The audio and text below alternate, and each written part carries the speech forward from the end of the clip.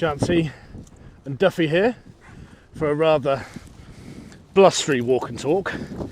The topic I wanted to cover today is that of competition. Competition, and in particular, got a provocative statement. I think that competition relies on trust.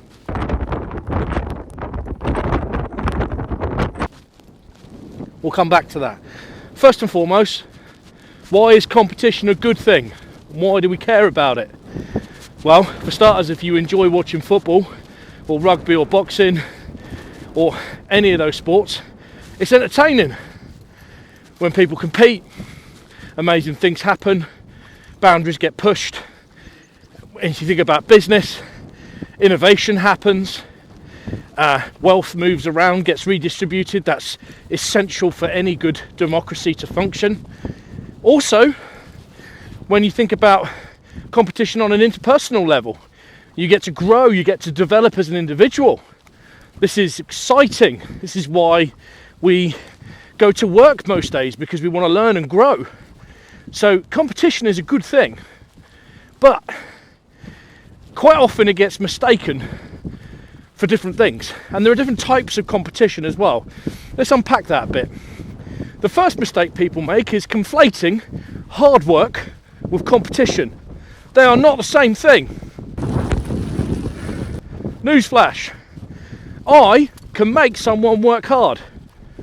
I can give them really difficult constraints, I can give them a tough goal, and if they work for me and I have sufficient power and authority and they need the job, they will have to work hard in order to meet those objectives. I can't make them compete. People choose to compete. Working hard is an internal motivation that you have in order to do a good job, or it's something that's externally set. Being motivated to compete with others, that's externally motivated, but you cannot be externally forced to do it. Competition is something that's in you. You're either wired to do it or you're not. The other thing about competition is there are two types, and they're very, very different. Competing to survive is very different from competing to thrive. If someone is competing for survival, they are prepared to do absolutely anything at all costs. That's not sustainable for them. It's not sustainable for you. Competing to thrive, this is the subject that I wanted to elaborate on today, because this is what interests me.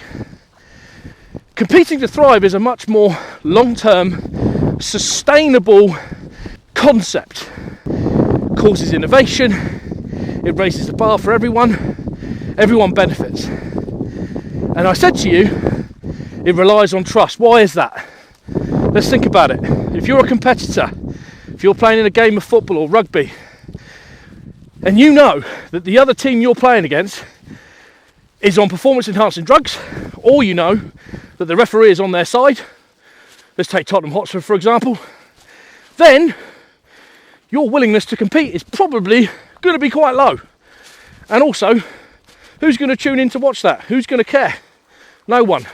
It's been undermined. The integrity of that competition has been questioned. The same in business. You have to conduct yourself with a level of predictability, consistency and transparency, even when you are competing. Even on an interpersonal level.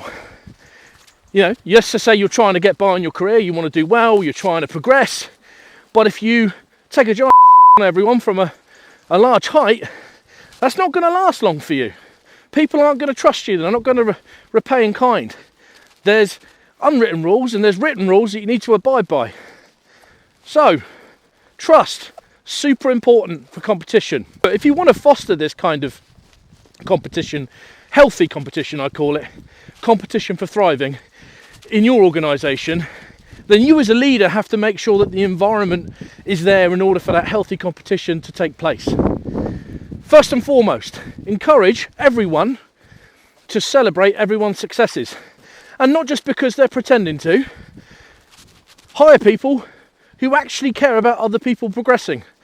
They have an abundance mindset. If someone's doing well, that could be them one day.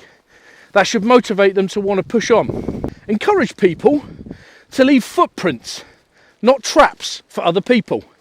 And what I mean by that is collaborate. If someone's doing something really well, like losing their dog on a hill, oh, here she comes, then share it. Get them to collaborate. Databricks, my employer, does this really well. They open source pretty much all of their IP in the market. They leave footprints for their competitors, for their partners, for everyone to follow, because they believe in their ability to continue to compete and stay out ahead. Once something's been done and it's the right thing for everyone else, stick it out there, move on, push the innovation. There are my thoughts on competition. Don't confuse it for hard work, although you do need to work hard before you can compete. But just because you work hard doesn't mean you're competing. They're different things. Competition is good because it pushes the boundaries, it creates benefit for everyone, and we as a human race, as a technology market, as a company, we all benefit when people are competing in a healthy way. There are two types of competition. Competition for survival. This happens, it is necessary, but it's not good, it's not healthy, it's not sustainable, because people will literally do anything in order to survive. Competition for thrival. Not even a word, but I just made it up because it rhymes with survival, and survive and thrive rhyme.